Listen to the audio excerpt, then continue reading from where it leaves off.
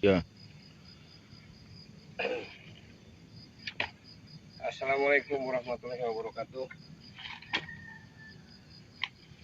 Salam satu hobi. Jumpa kembali sama saya. Hari ini saya akan mengaplikasikan pot madu buatan ya, Trigona Hitama. Ini saya ada beberapa pot madu.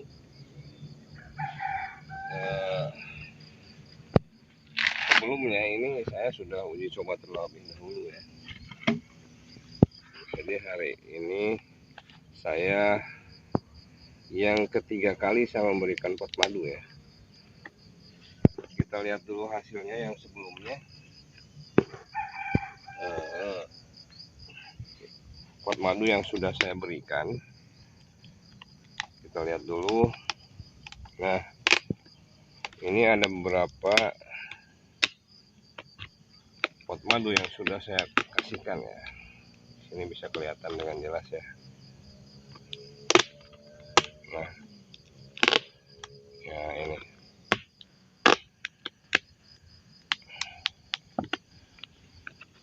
Nah, ini dulunya ini sedikit ya, karena musim paceklik. Kemudian pot madu yang ada di sini sebelum saya suplai itu makin lama makin sedikit. Nah, ketika saya amati, saya teliti, saya perhatikan kenapa bisa demikian. Ternyata resin di seputaran lahan saya beternak ini berkurang ya, bukan berkurang, mengkurang. Ini cuma ada beberapa saja resin. Ada karet juga masih kecil, kemudian nangka udah besar cuma sedikit. Ada pohon terup ya, juga masih kecil. Yang besar mungkin pohon sukun juga jauh di sana ya. Sehingga koloni ini untuk mendapatkan resin itu sangat-sangat kurang. Nah, kemudian pot madu yang ada di sini itu makin sedikit makin nyusut. Saya bilang kenapa kok bisa seperti ini, padahal waktu pertama sekali ini langsung penuh. Ternyata ketika saya perhatikan, pot madu yang biasa diisi madu itu digunakan untuk membuat sarang ya, untuk telur. Jadi si koloni ini memilih membuat sarang untuk telur atau untuk pot madu. Jadi pasti akan memilih untuk telur karena untuk kelangsungan koloni ya. Nah, ketika itu dibuat sarang, akhirnya makin berkurang. Kenapa demikian? Karena si sarang ini ketika diisi telur kemudian menetas, itu bekasnya itu bekas menetasnya itu dibuang ya, dibuang oleh si koloni pekerja. Makanya sering dilihat keluar dari sini, dari dalam itu membawa bekas sarang ya, bekas sarang yang telah menetas. Makanya sering kelihatan dari sini keluar membuang yang kuning-kuning di kakinya, itu bekas sarang. Nah, kalau resinnya berkurang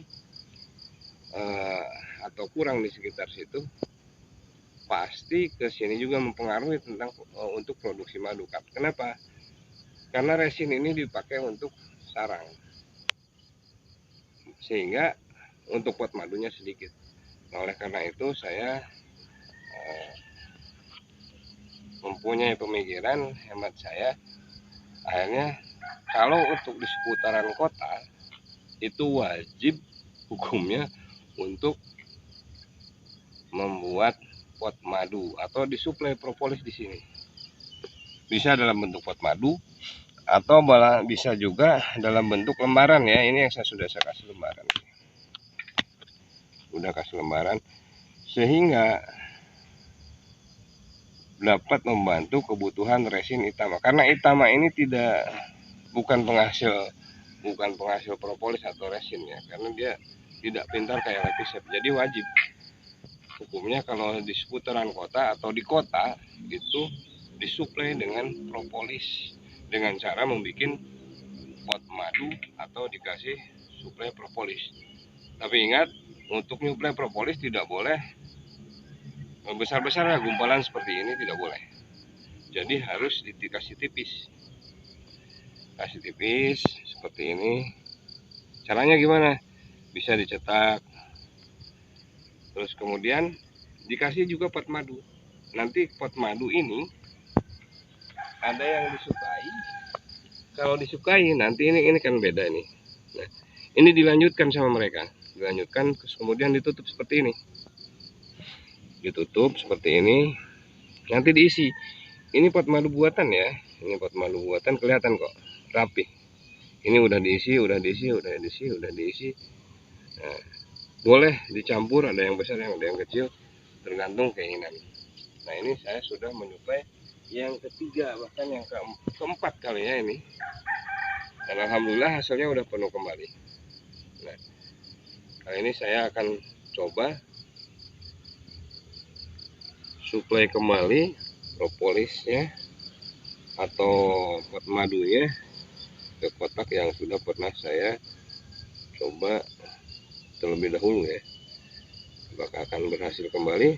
Ini bisa lihat ya, ini seperti ini kondisinya. Gimana cara naruhnya? Taruhnya begitu aja, nggak apa-apa. Cari aja ruang yang kosong, seperti ini. Kalau kosong dikasihkan aja. So, ini saya campur yang besar sama yang kecil.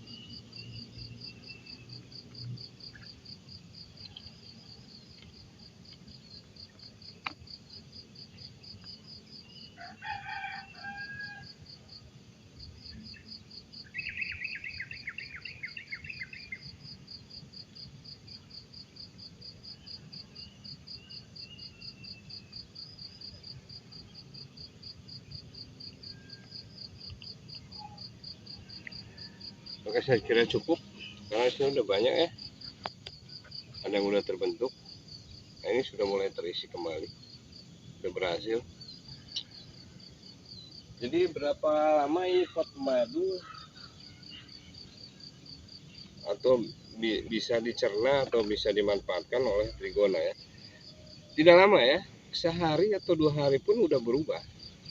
Nanti sama mereka itu dibikin jaring-jaring dulu seperti ini jaringnya. Ini pot madu buatan semua, ini jaring-jaringnya. Itu 2-3 hari itu sudah terbentuk ya. Kalau yang mereka sukai dilanjutkan, kalau yang enggak dirombak ya. Tapi pasti ada yang dirombak. Kenapa? Karena yaitu resin dari luar kurang, sehingga yang dari pot madu itu yang dibuat untuk jaring-jaring ataupun sarangnya ya. Nah, dengan demikian rahasia teknik budidaya Trigona di perkotaan itu wajib hukumnya menyuplai resin propolis, terutama yang Itama ya. Ini khusus Itama. Kalau Repi saya kira dia koloninya beda ya perlakuannya, karena dia koloni jenis heterotrigona ya, kecil. Kalau Itama itu wajib, jadi harus disuplai. Mungkin kawan-kawan banyak yang mempertanyakan, di habitat aslinya produksinya luar biasa, tapi ketika sampai di rumah kok menurun. Nah, salah satu cara untuk mengatasinya atau untuk meningkatkan produksi adalah disuplai propolis atau membuat pot madu buatan seperti ini. Ini saya usia 3 minggu semenjak saya mengasihkan suplai pot madu sama propolis. Jadi ini hasilnya seperti ini. Jadi sangat luar biasa ya. Padahal di tempat saya ini di daerah perkotaan yang mungkin kalau untuk vegetasi nektar itu banyak ya. Cuman resin agak kurang. Kenapa demikian? Karena hasilnya seperti sebelumnya ya. Produksinya menurun. Karena apa? Untuk menampung nektar itu tidak ada wadah, sehingga mereka memilih pot madu yang sebelumnya itu dijadikan untuk saraf, sehingga makin berkurang makin menyusut. Jadi kita suplai 3 hari seminggu itu udah langsung terisi sama nektar ya, karena di saya untuk nektarnya banyak ya, Kaliaga ada semua.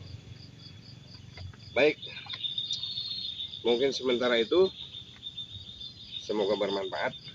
Mudah-mudahan apa yang saya bagikan ini pengalaman pribadi saya ya, bukan katanya ini adalah murni hasil pengalaman pribadi saya, karena saya langsung terjun praktek di lapangan, di lokasi saya sendiri. Sampai ketemu, jangan lupa like, comment, subscribe untuk mendukung kelangsungan channel ini. Terima kasih, salam satu hobi.